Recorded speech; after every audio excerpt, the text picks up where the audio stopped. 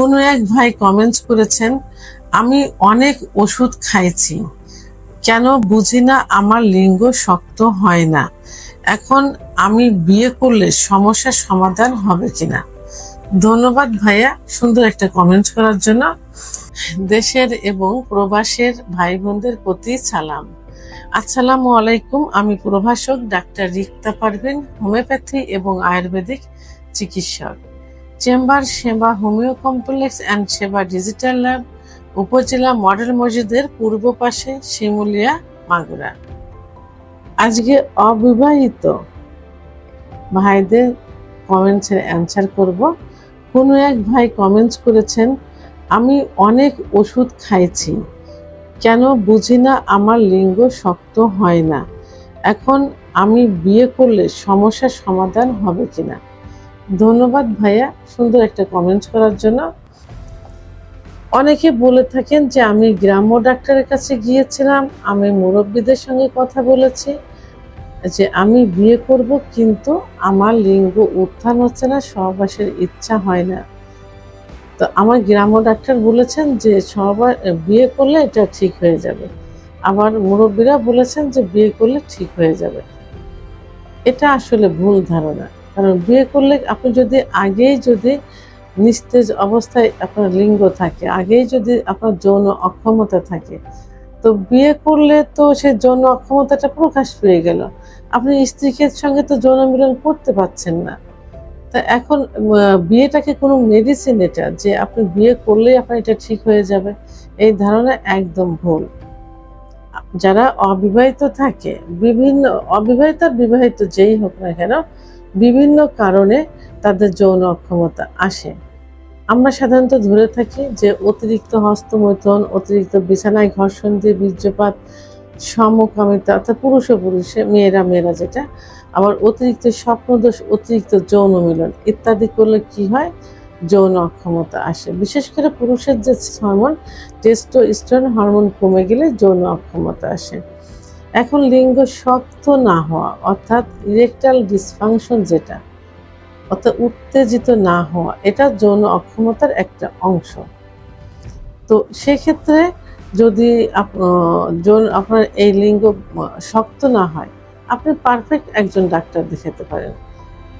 এখানে on time ওষুধ খেয়ে কোনো কাজ হবে না। যে পর্যন্ত আপনি অন টাইম খাবেন, ওই পর্যন্ত আপনার একটু কাজ হবে। পরে কি হবে, আপনার কিডনি ইফেক্ট করবে, একটা সময় অন টাইমে কাজ করবে না, যেটা এখন আপনার হচ্ছে।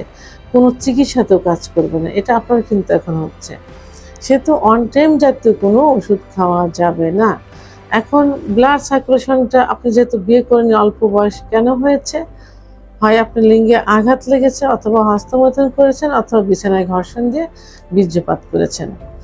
এখন বিছানায় ঘর্ষণ দিয়ে বীর্যপাত করলে লিঙ্গের গোড়ায় অসংখ্য শিরা থাকে, সেই শিরার প্রেশার পড়ে, অর্থাৎ লিঙ্গের মাথা বালিশের উপর, কোল বালিশের উপরে থাকে, আর ওখানে প্রেশার দেওয়া হয়, আর ওর গোড়ায় দিকে কিন্তু ভরটা পড়ে গোড়ার দিকে। যেমন একটা গাছে পেলা দিলে, যেখানে পেলা দেওয়া হয় গাছে, সেখানে কিন্তু কিছু হয় না। যেখানে ওই বাঁশ খুঁটি যেটারই গোড়া অংশ থাকুক না কেন, সেটা মাটি ফসকে যায়, দেখা যায় ওই বাঁশটা অনেক সময় চিরে যায়। তো ক্ষতি কিন্তু নিচের দিকে হয়, উপরের দিকে কোনো ক্ষতি হয় না। তো সেক্ষেত্রে আপনি যদি বিছানায় ঘর্ষণ দিয়ে বীর্যপাত করেন, আপনার লিঙ্গের গোড়ায় প্রেশার পড়বে। এখানে অসংখ্য শিরা থাকে, শিরাগুলো লুজ হয়ে যায়, আবার দু একটা শিরা চিরেও যেতে পারে। তা এই জন্য আপনার লিঙ্গ ধীরে ধীরে এখানে ইরেকটাল ডিসফাংশন হবে, অর্থাৎ উত্তেজনা শক্তি কমে যাবে। তো এবং যখন আপনি অতিরিক্ত হস্তমৈথুন করবেন, লিঙ্গের ভিতরে কিন্তু কোনো হাড় নেই, আছে শুধু মাংস আর রক্তনালী। এই রক্তনালীর ভিতর দিয়ে যত রক্ত চলাচল করবে, লিঙ্গ তত বড় হবে, মোটা হবে, শক্ত হবে। মাস্টারবেশন করার কারণে, অতিরিক্ত যৌন মিলনের কারণে, সমকামিতার কারণে এই শিরাগুলো সংকুচিত হয়ে যায়, চিকন হয়ে যায়, তখন এর ভিতর দিয়ে সঠিকভাবে ব্লাড সার্কুলেশন করতে পারে না। আর এই ব্লাড সার্কুলেশন করতে না পারার কারণে লিঙ্গ শক্ত হয় না বা উত্থান হয় না, অর্থাৎ লিঙ্গ দাঁড়ায় না। তো এই জন্য আপনাকে কি করতে হবে, একজন অভিজ্ঞ সম্পন্ন রেজিস্টারকৃত হোমিওপ্যাথি আয়ুর্বেদিক ডাক্তারের শরণাপন্ন হতে হবে। ডাক্তার আপনার সব কিছু জেনে সুন্দর একটা চিকিৎসা দিবেন। অর্থাৎ যদি হস্তমৈথুনের কারণে হয় তার ওষুধ আছে আলাদা, বিছানায় ঘর্ষণের কারণে হয় ওষুধ আছে আলাদা। তো ব্লাড সার্কুলেশন, বিশেষ করে ব্লাড সার্কুলেশন বৃদ্ধির জন্য ডাক্তার সুন্দর মেডিসিন দিবেন, কেন হয়েছে সেটা বন্ধ করার নির্দেশ দিবেন, তাহলে আপনি সুস্থ হয়ে যাবেন। তবে এই অবস্থায় কখনো বিয়ে করা যাবে না, কারণ এখনকার দিনের মেয়েরা কিন্তু, আপনি যেমন সচেতন মেয়েরাও সচেতন, কারণ টাচফোন ছেলে মেয়ে উভয়ের কাছে থাকে। আপনি ভিডিও দেখছেন, সেও দেখছে, আপনি পর্নোগ্রাফি দেখছেন, সেও দেখছে, তাহলে তাদের ভিতরে অভিজ্ঞতা কিন্তু এবং থেকেই যায়।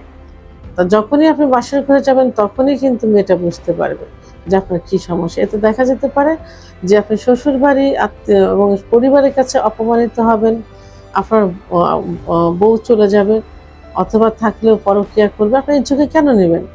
সহজ চিকিৎসা, একমাত্র হোমিওপ্যাথি আয়ুর্বেদিক চিকিৎসার মাধ্যমে এটা সম্পূর্ণভাবে ঠিক করা সম্ভব।